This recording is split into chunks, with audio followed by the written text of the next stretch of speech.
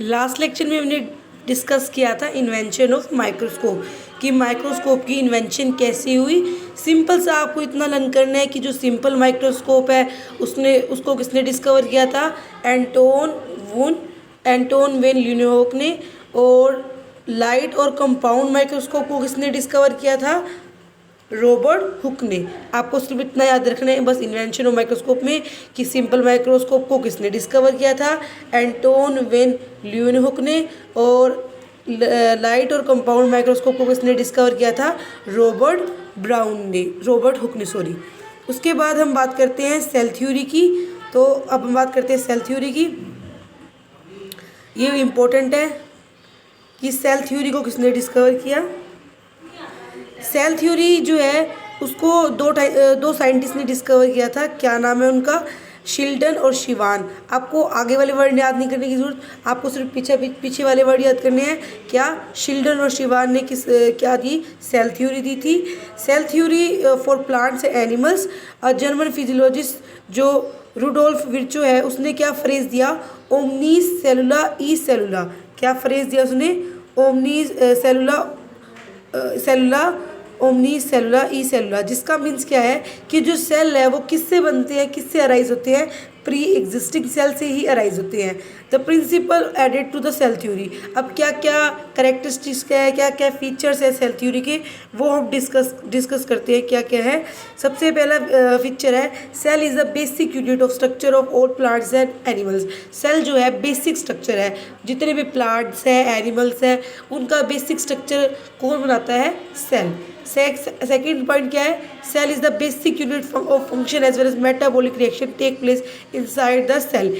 Cell जो एक basic unit function बनाता है किसी भी सेल का, और जितनी भी मेटाबॉलिक रिएक्शन है वो कहाँ पर परफॉर्म होती है, इनसाइड द सेल, सेल के अंदर। नेक्स्ट है cell is a unit of heredity as it contain the heredity material inside the nucleus.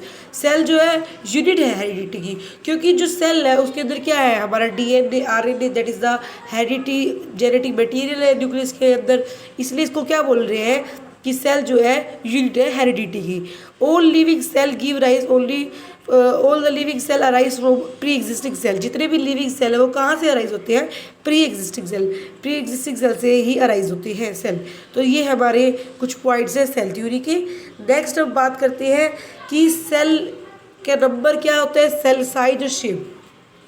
अब पहले बात करते हैं how numerous they are, on the basis कि भाई कितने नंबर ऑफ सेल से कोई ऑर्गेनिज्म बना हुआ है, किससे कितने सेल से वो बना है, उसके बेसिस पे हमने सेल को ऑर्गेनिज्म को दो पार्ट्स में डिवाइड किया है। एक होता है यूनिसेलुलर, एक होता है मल्टी सेलुलर। यूनि वर्ड का मीन्स होता है सिंगल। तो यूनिसेलुलर ऑर्गेनिज्म वो ऑर्गेनिज्म होते हैं जो सिर्फ एक सिंगल सेल से बने होते हैं, जैसे बैक्टीरिया, यीस्ट, पैरामीशियम, अमीबा। उसके बाद आता है मल्टी सेलुलर।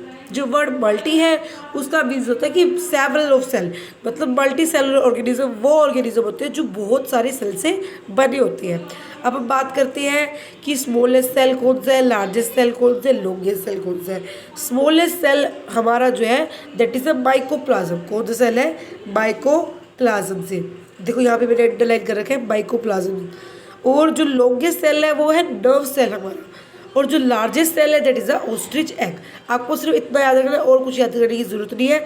सिर्फ क्या कि सेल के कितने सेल से कोई ऑर्गेनिज्म बना है उसके बेसिस पे हमने ऑर्गेनिज्म को दो पार्ट में डिवाइड कर रखा है, यूनिसेलुलर और मल्टी सेलुलर।